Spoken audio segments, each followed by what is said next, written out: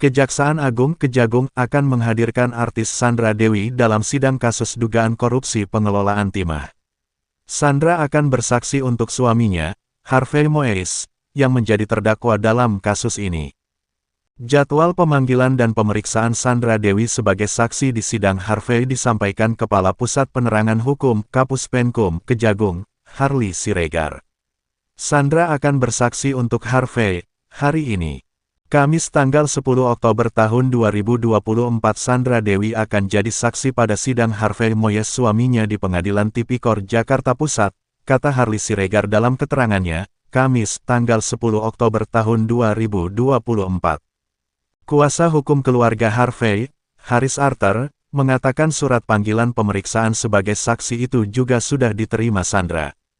Dia mengatakan Sandra Dewi siap hadir langsung dan menjadi saksi untuk suaminya, Harvey.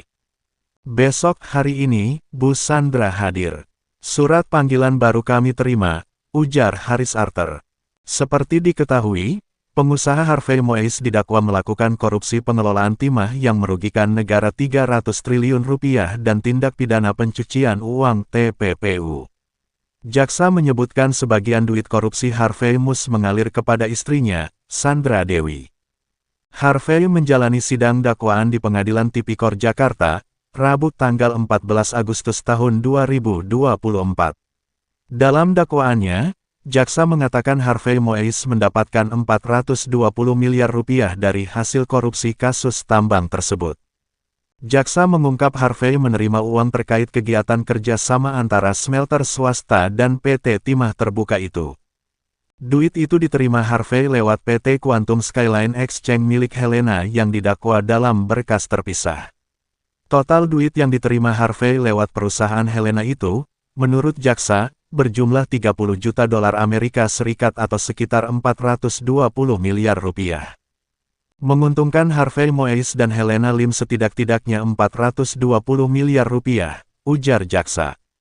Uang itu kemudian diserahkan Helena ke Harvey secara transfer dan tunai. Lalu, Harvey menyerahkan sebagian uang itu ke PT Refinit Bangkatin dan untuk kepentingan pribadinya yang seolah-olah tak ada kaitannya dengan uang hasil tindak pidana korupsi. Uang yang diterima Harvey melalui Helena dari PT QSE pada tahun 2018 sampai tahun 2023 berlangsung dalam 4 kali transfer, yakni transfer pertama senilai Rp6. 711.215.006,7 miliar rupiah, transfer kedua senilai Rp2.746.646.999 2,7 miliar rupiah, transfer ketiga senilai Rp32.117.657.062 32,1 miliar rupiah, dan keempat 5,5 miliar rupiah. Harvey juga mentransfer uang ke istrinya Sandra Dewi senilai Rp3.150.000.000 3,1 miliar rupiah. Kemudian, transfer ke asisten Sandra Dewi, Rati Purnamasari, senilai Rp80 juta. Mentransfer ke rekening atas nama Rati Purnamasari selaku asisten pribadi Sandra Dewi yang baru dibuka pada tahun 2021 selanjutnya rekening tersebut dikendalikan oleh Sandra Dewi untuk kebutuhan pribadi Sandra Dewi dan Harvey Moeis, kata jaksa. Harvey juga menerima pembayaran dana pengamanan secara tunai dari smelter swasta tersebut. Kemudian, uang dari PT QSE dan tunai dari smelter itu digunakan Harvey diantaranya untuk pembelian tanah di Jalan Haji Kelik, Jakarta Barat, atas nama Sandra Dewi.